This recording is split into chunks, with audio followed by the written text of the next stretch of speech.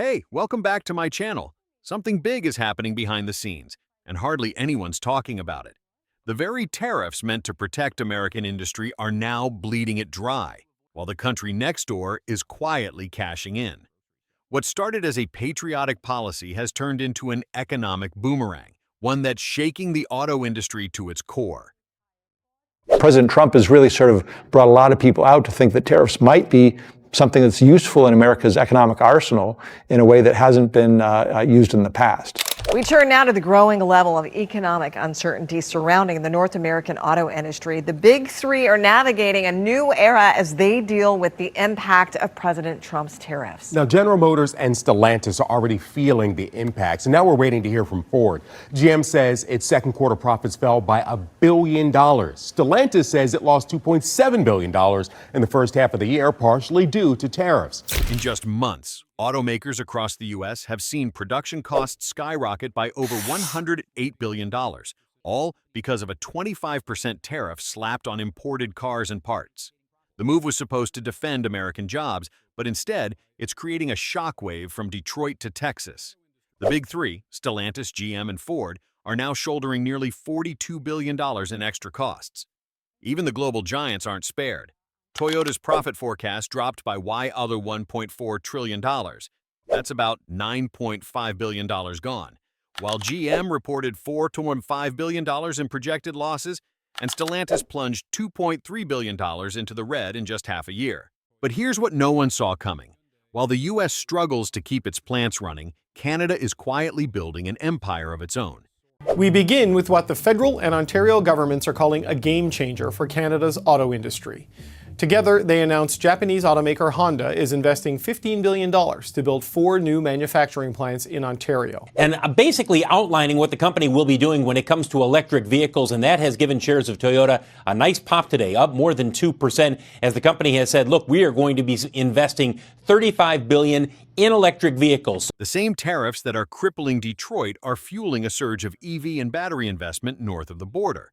So the real question is, was this ever about protection? Or did America just hand Canada the keys to its next industrial era?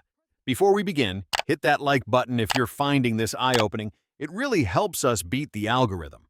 But while America's supply chain is straining under its own weight, something very different is taking shape just across the border. Canada, often seen as the quiet partner in North American manufacturing, is now building what could become the industrial backbone of the electric age, a complete EV and battery ecosystem right on its own soil. We are building an EV industry here. We have all of the ingredients for Canada to succeed in this sector. I'm convinced we'll continue to see a growth in EV adoption, but we do have to address some of those barriers to demand. While U.S. automakers are stuck calculating tariff costs, Canada is methodically piecing together every link in the value chain, from materials to assembly, locking in long-term growth where the U.S. sees short-term pain. Take Honda's $15 billion CAD investment in Alliston, Ontario, a full EV chain that includes both an assembly plant and a dedicated battery facility. Once operational, the complex is expected to produce around 240,000 EVs a year and generate 36 GWh of battery capacity, with a target launch by 2028. Then there's Volkswagen's PowerCo gigafactory in St. Thomas, one of the largest in North America, worth over $20 billion CAD and designed to deliver up to 90 GWh annually, enough cells to power nearly 1 million vehicles every year. And Stellantis-LG Energy Solution has committed more than $5 billion USD to its Windsor, Ontario joint venture, creating a key battery link for the entire Ontario auto corridor. Altogether, since 2020, Canada has attracted more than $31 billion USD in announced EV and battery investments, building momentum that no single project could achieve alone. Each deal feeds into the next, creating a loop of confidence, infrastructure, and local expertise, the kind of industrial rhythm that every nation wants, but few can sustain. Still with us? Hit that subscribe button so you don't miss what's next. The contrast is stark. While Canada builds a clean, forward-looking EV ecosystem, the U.S. auto sector is caught in what analysts call a reverse supply chain spiral. Every tariff layer cuts deeper into profits, shaking a cross-border system that once moved like a single machine. A 25% tariff on imported parts has pushed the per-vehicle cost for Detroit's Big Three to about $4,911 per car, versus the $4,239 industry average, a small gap that translates into billions in lost efficiency. If tariffs stay, total costs could jump another $60 billion, adding roughly $3,000 to the price of every new car. Ford has already warned of a $1.5 billion hit to operating profits and pulled its annual forecast. New plants take 3 to 5 years and up to $2 billion to build, while retooling alone costs around $500 million, freezing new investments amid policy uncertainty. And as parts cross the U.S., like Canada and Mexico multiple times, each border adds another tax, a compounding effect known as tariff stacking. The result is a supply chain under pressure, where every shipment now feels like it's moving through a costly compression chamber. While the U.S. struggles with rising costs and factory slowdowns, Canada's approach is producing something far more tangible: jobs, contracts, and stability. Investment here isn't just about steel and concrete, it's about building an ecosystem. Across Ontario, a new wave of projects is turning industrial towns into growth hubs. Volkswagen's St. Thomas gigafactory is expected to create around 3,000 direct jobs, with thousands more across local suppliers.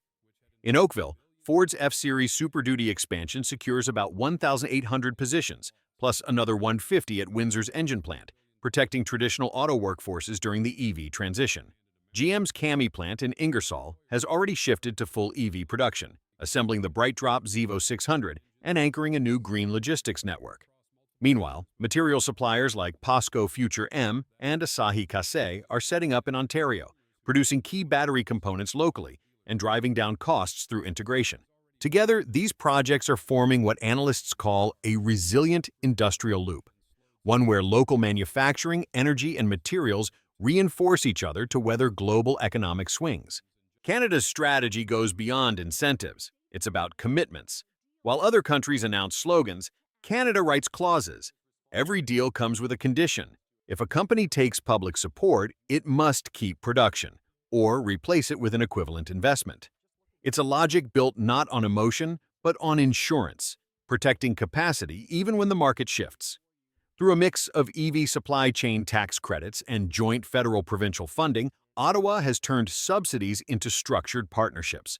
The Honda Alliston complex, for example, benefits from roughly $5 billion in combined support. But that funding is tied to measurable results: job creation, production volume, and local sourcing. The rule is simple: you get paid when you deliver. This approach gives Canada a rare advantage in planning.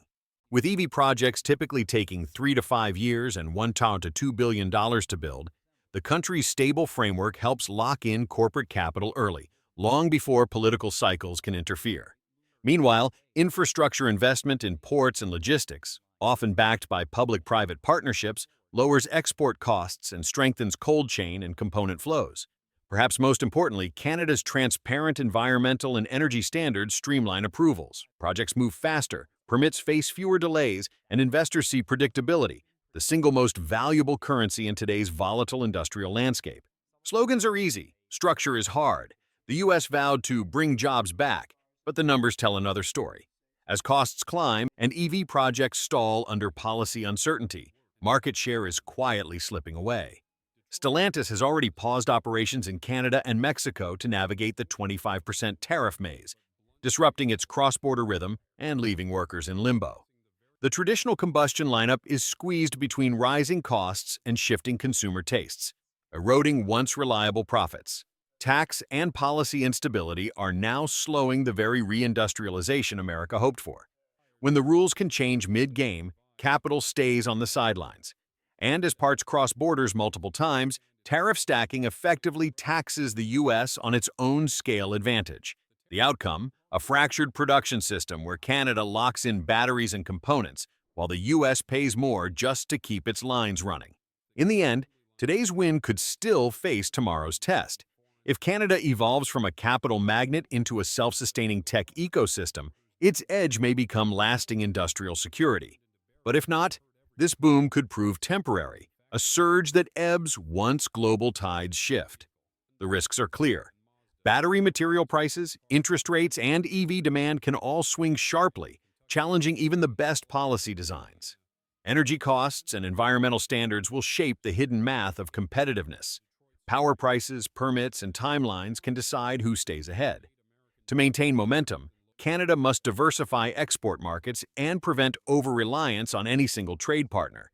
And none of this happens without skilled labor, the chemists, technicians, and engineers who turn gigawatt-hour plans into real output. So the question remains, can Canada turn America's tariff shock into a lasting shield for its future? Or is this just a high tide before the next policy storm? The story of Canada's rise in the auto and EV race isn't one of luck. It's one of timing, structure, and restraint. It shows what happens when a country builds patiently while others react in haste. But the global game is far from over. Trade winds change fast, and no advantage lasts forever. What do you think? Is Canada building a long-term fortress, or simply riding a temporary wave? If this video gave you something to think about, like and subscribe to support more content like this. Thank you.